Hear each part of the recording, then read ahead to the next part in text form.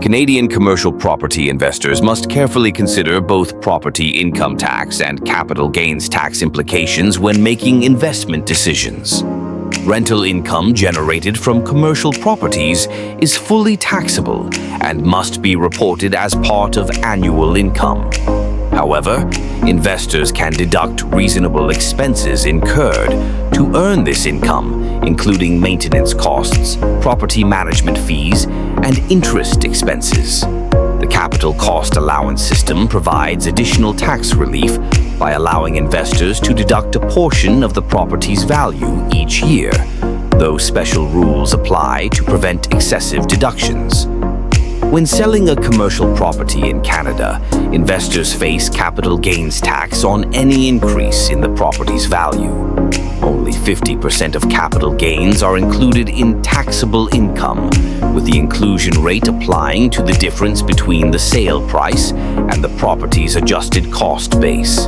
This adjusted cost base includes not just the original purchase price, but also any capital improvements made during ownership. Proper documentation of these improvements becomes essential for accurate tax reporting when the property is eventually sold.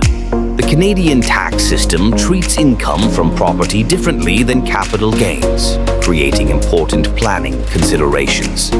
Rental income is taxed annually at full marginal rates, while capital gains only become taxable upon disposition and benefit from the 50% inclusion rate.